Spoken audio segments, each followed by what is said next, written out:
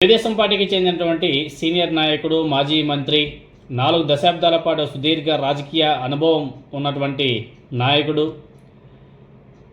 కేంద్ర మంత్రికి మామ, ప్రజెంట్ ఎమ్మెల్యే, ఆయనకే ఆగ్రహం వచ్చింది. అంతేకాదు రాజీనామా చేసి వెళ్ళిపోతా అని చెప్పేసి మాట్లాడుతున్నాడు. అంటే కూటమి ప్రభుత్వ పరిపాలన ఏ విధంగా ఉందో దీన్ని బట్టి మీరు అందరూ కూడా అర్థం చేసుకోవచ్చు.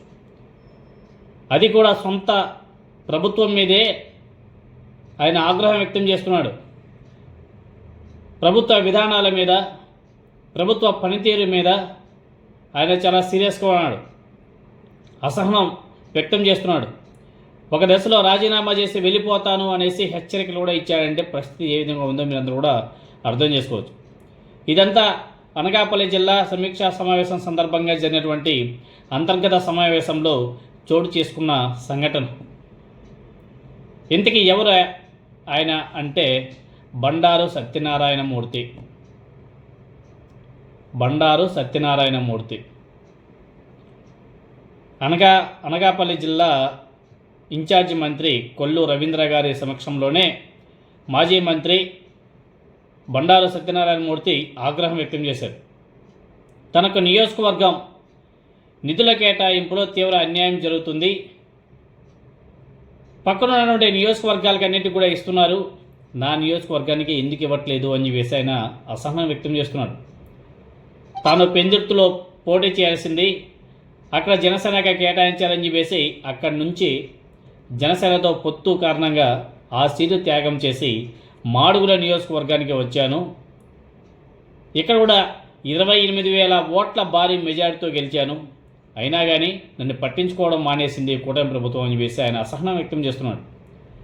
జనసేన కోసం తాను ఏ విధంగా త్యాగం చేసినా పవన్ కళ్యాణ్ మంత్రిత్వ శాఖ అయినటువంటి జల వనరుల విభాగం నుంచి తమ నియోజకవర్గానికి నిధుల కేటాయింపు విషయంలో తీరని అన్యాయం జరుగుతుంది అని చెప్పేసి ఆయన ఆవేదన వ్యక్తం చేస్తున్నాడు.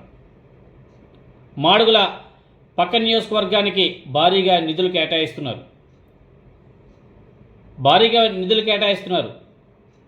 అక్కడేమో భారీగా ఇస్తున్నారు, ఇక్కడేమో 1 రూపాయి కూడా ఇవ్వడం లేదు. నీతిగా నిజాయితీగా రాజకీయ జీవితాన్ని గడిపి తాను వద్దు అనేసి మీరు అనుకుంటే రాజీనామా చేసి వెళ్ళిపోతా అని చెప్పేసి సాక్షాత్తు ఇన్ఛార్జి మంత్రి సమక్షంలోనే బండారు గట్టిగానే హెచ్చరికలు కూడా ఇచ్చారు. ఈ బండారు సత్యనారాయణ గతంలో కూడా మాడుగులకు సరిగా నిధులు కేటాయించడం లేదని చెప్పేసి ఆవేదన వ్యక్తం చేసిన సందర్భాలు కూడా చాలానే ఉన్నాయి. మాజీ మంత్రి తాజాగా వ్యక్తం చేసినటువంటి ఈ ఆవేదన, ఆగ్రహం పట్ల కూటమి ప్రభుత్వం ఎలా వ్యవహరిస్తుంది, నిధులు ఏ విధంగా కేటాయిస్తుంది, ఆయన సొంత నియోజకవర్గం మాడుగులకు న్యాయం చేస్తుందా అన్నది చూడాల్సిన విషయం ఇవన్నీ కూడా. బండారు సత్యనారాయణమూర్తి గారు అయితే నిధుల విషయంలో మాత్రం తీవ్ర అసంతృప్తితో ఉన్నారని చెప్పేసి అందుకే రాజీనామా హెచ్చరిక దాకా వెళ్ళారని చెప్పేసి కూడా తెలుస్తుంది. ఆయన సొంత పనులకి డబ్బులు అడగడంలా నియోజకవర్గ అభివృద్ధికి డబ్బులు అడుగుతున్నాడు. ఇవ్వడానికి ఏమండి, ఆయన సొంత పనులకి ఏం డబ్బులు అడగట్లేదు కదా.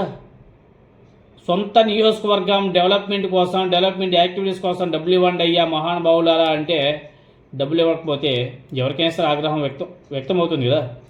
అందులోనే ఆయన ఎమ్మెల్యే, కరెంట్ ఎమ్మెల్యే, ఆ పార్టీనే అధికారంలో కూడా ఉంది,